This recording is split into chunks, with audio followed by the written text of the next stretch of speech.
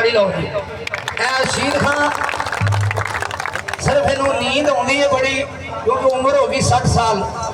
Argon बजाउंदा है ये भी तुहानू इंशाअल्लाह ये होगा कि मेरा कार्ड लगा है। ये जुल्फकार साहब ड्रम बजाउंदे ने, ये शहबाज खान ढोलक ते। जे तो इवें मालूम हो कार्ड लगा है सही तो फिर इन्हां दे नाल दी भी ताड़ी लाउणी। तो जो गौर जी जी